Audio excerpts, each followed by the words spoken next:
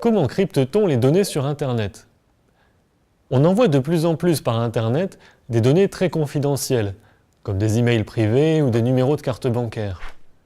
Et il faut être sûr que ces données ne peuvent pas être volées sur le réseau. Ou si elles le sont, qu'elles ne puissent pas être utilisées par les voleurs. On envoie donc ces données en les cryptant, c'est-à-dire en transformant chaque chiffre ou lettre du message selon une formule mathématique complexe. Cette formule dépend d'un nombre qu'on appelle la clé de cryptage.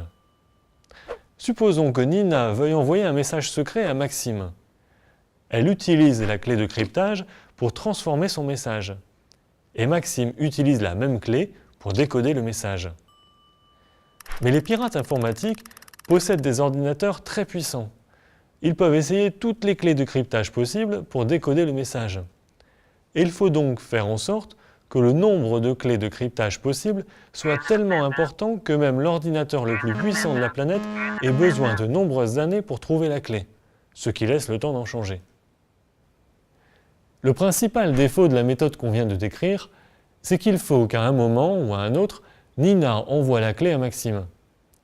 Et évidemment, cette clé peut être interceptée par un pirate et du coup les données ne sont plus secrètes.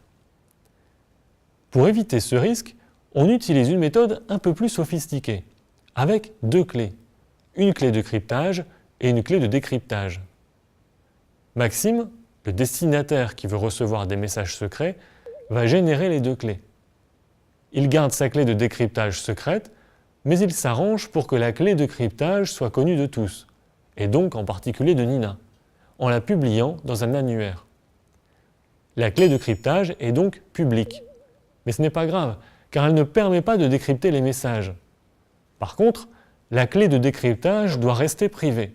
En fait, Maxime met à la disposition de tous une sorte de cadenas que tout le monde peut fermer pour sécuriser un envoi. Mais il est le seul à posséder la clé du cadenas. Nina, pour envoyer son message secret, le met dans une boîte virtuelle qu'elle ferme avec le cadenas. Une fois fermée, ni elle ni personne en dehors de Maxime ne peut ouvrir la boîte. La clé publique est calculée à partir de la clé privée. Mais il faut absolument que quelqu'un qui connaît la clé publique ne puisse pas remonter à la clé privée. Pour cela, on utilise une propriété bien connue des mathématiciens. Cette propriété, c'est qu'il est beaucoup plus facile de multiplier deux nombres que de retrouver à partir du résultat les deux nombres de départ. Par exemple, il est facile de trouver que 373 fois 601 c'est égal à 224 173. Mais si je vous demandais de trouver les diviseurs de 224 173, il vous faudrait des heures. Essayez simplement de trouver les diviseurs de 373 ou de 601, vous verrez.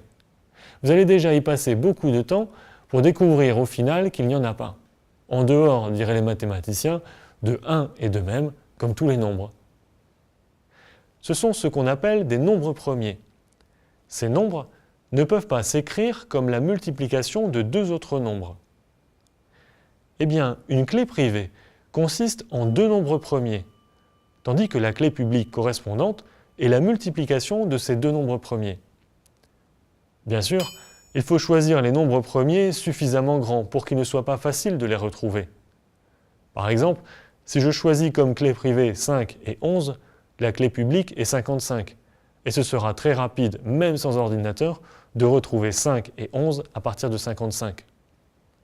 En fait, la taille des nombres premiers servant de clé privée augmente régulièrement pour suivre l'évolution des performances des ordinateurs.